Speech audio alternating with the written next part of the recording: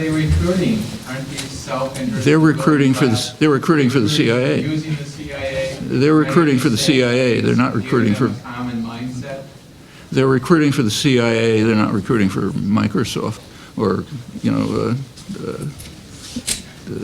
Wall Street.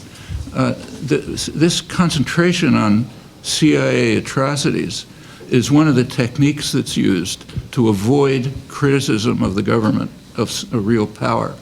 If you can blame something on the CIA, this kind of rogue outfit, then you do exactly what the government wants you to do. The CIA is there for what's called plausible deniability. It's the phrase that's used inside. So if the government wants to say, overthrow the Indonesian, if Washington wants to overthrow the government of Indonesia, you say, okay, the CIA did it. And then you can say, well, we don't have anything to do with it. That's just that rogue outfit if something goes wrong. The CIA is an agency of the executive branch of the government. They do what the executive branch of the government tells them to do. There's a long record, rich record, and there are some exceptions, but overwhelmingly, the CIA is just an agency of the executive which acts in ways to provide plausible deniability, to sort of keep us clean if something goes wrong. Then you blame them if something goes wrong. And that's true on case after case. So, yeah, when you talk about the CIA, you should think of that as a metaphor. It's a way of describing what the executive branch of the government is doing and the corporate backers of the executive branch, and they've got this agency which carries out the ugly stuff for them. And that's what secret agencies are like in most states. So I think one should be cautious about that. I mean, it's not wrong to blame the CIA for this, that, and the other thing, but remember, they're the hand that's not the brain. We questioned President Obama's sincerity and veracity in saying he'll be working day and night for peace between Palestinians and Israelis. Well, yeah, he probably said it somewhere, but that's like one of these statements, like Hitler's statement that we invaded Poland to protect ourselves from the wild terror of the Poles. I mean, these are perfectly predictable statements by every leader. I'm going to be working for peace and justice and trust in me and so on. So those are the kind of statements you ignore because they're meaningless. They're predictable. Every powerful leader will say the same thing, and they do. So you ignore it and pay attention to what he actually said. Well, it turns out that comes down to practically nothing. His campaign was very well designed so that it would be vacuous. His managers ran an extremely good campaign. It was so good that the advertising industry, which gives an award every year for the best marketing campaign of the year, they gave it to the Obama campaign last year. And high executives, quoted in the business press, were saying, really exultant. They were saying, we've been marketing candidates like commodities ever since Reagan, and this is the best we've ever done. It's going to change the atmosphere in corporate boardrooms, new ways of doing things and so on. And it sells in Europe too. If you watch the exultant campaign, well, if you read the New York Times, for example, a couple of days ago, it was a front page picture of the different dresses that Michelle Obama wore. In the morning she wore a dress from this fancy designer, and the afternoon it was some other fancy designer, and all the young people loved it, and they wanted to touch Obama and so on. Yeah, that's good marketing campaigns. But and it was the same right through the campaign. If you've paid attention, so you know. It was basically vacuous. I mean, like on Israel-Palestine, literally the only statement he made was the one I quoted on Sderot, other than, the usual vacuous platitudes. I'll talk tomorrow about Obama in the Middle East, so I won't go into it now, but put it simply, he's probably more hawkish than Bush. If I understand, what's the current situation of the Norman Finkelstein case? Yeah, does he have anything upcoming work? And also maybe briefly describe the situation? Well, the situation is that he's written extensive and outstanding work on Israel-Palestine, international law, other things. And he was coming up for tenure at DePaul University. and there was a huge attack on him, made kind of like a jihad to try to destroy him. And he came pretty close to being appointed, despite it. But at the last minute, for whatever reason, the administration overturned the faculty, the faculty recommendation to promote him to tenure. Okay, now that is an attack on academic freedom, of course, but it's a very special case. The special case has to do with a lunatic at Harvard Law School named Alan Dershowitz, who is, it makes old-fashioned Stalinism look pale, literally. I won't go through it. But Finkelstein made the mistake of writing a book. He's a very meticulous, careful scholar, and nobody can ever find anything wrong with what he says.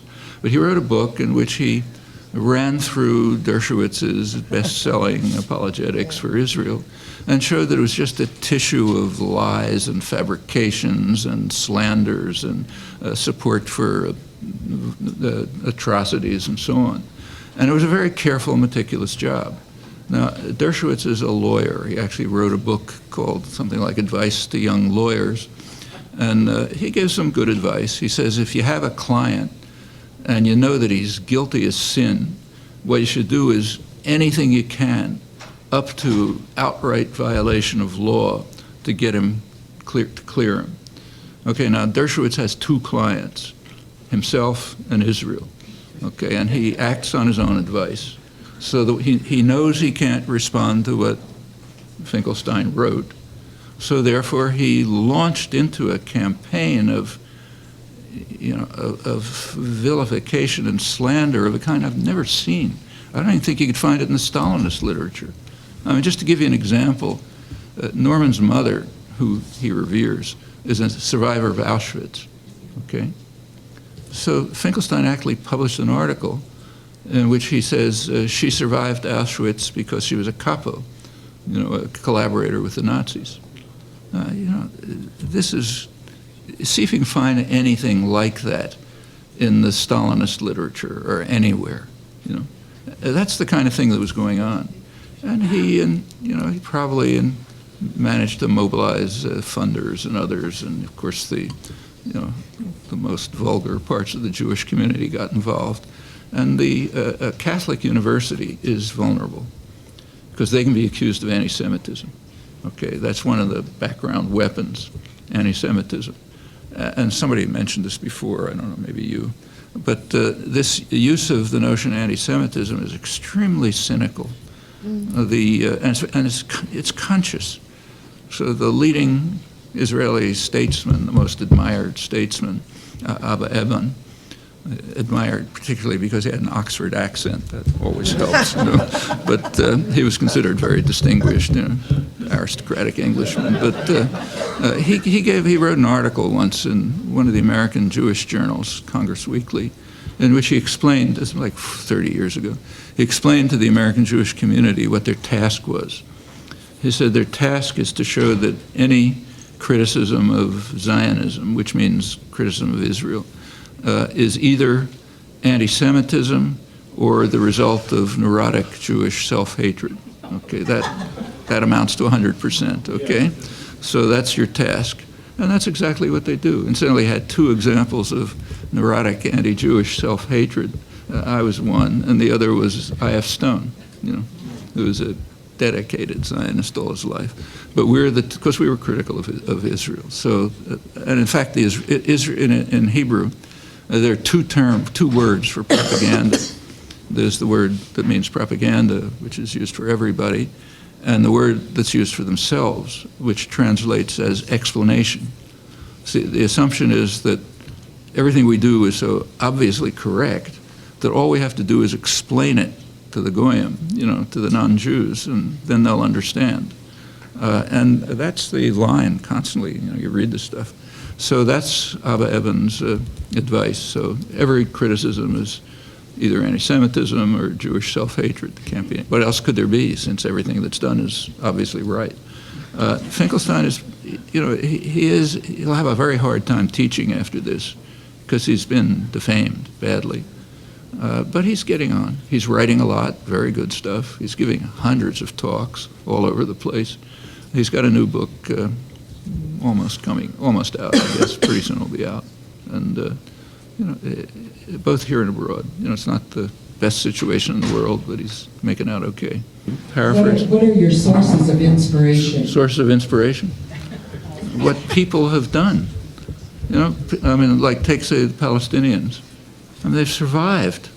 It's astonishing, That's a source of inspiration. To have survived an attack like this that goes back a century, but is intensifying in recent years, and to still be struggling to get your voice heard like Rita's doing, that's inspiring. And people do that all over the world. Here too. Just take here where the struggles are much easier, we're privileged. But a lot has been achieved. Take, say, the presence of this audience. A couple of years ago, you could barely get 10 people in a room to hear about this, and if you had them, the talk would be broken up. I could give you examples from my own background. Take, say, what was probably take the last election. I didn't like any of the candidates. That's probably clear to you. But nevertheless, just consider the fact that the Democratic Party had two candidates, a woman and an African American. 40 years ago, you couldn't dream of that. 10 years ago, you couldn't dream of it. Where did it come from? Well, it came from activism, mostly of young people, engaged, dedicated people who just made the country more civilized, far more civilized. Take my own university, MIT. When I got there 50 years ago, if you walk down the halls, it was obedient white males, well-dressed, doing their work, deferential, so on. You walk down the halls today, it kind of looks like this. Half women, third minorities, informal relations among people, a lot of not as much as I'd like to see, but a lot of activism on all kind of things. All right, that's happened all over the country. Issues that are now concern people didn't even exist 40 years ago. Take, say, the solidarity movements, which grew up around Central America in the 80s, mostly not in the elite centers. It was like churches in Kansas and that kind of, a lot of it from evangelicals. That's a real breakthrough in the history of imperialism. Nothing like that's ever happened. Nobody in England or France or Germany or the United States or whatever ever dreamed of going to the targets of imperial attack, living in the villages, trying to help people, and even to offer them some protection with a white face. But, thousands of Americans did that in the 80s. That's really significant. It's a reflection of a major cultural change. You're never going to read about this in the newspapers. It's the last thing they want, But it's changed the society. Well, that's inspiring. And these people worked hard and faced a lot of danger. Not the kind of danger you face in the third world, but real, and put aside easy, lucrative careers to devote themselves to these things. Okay, that's inspiring.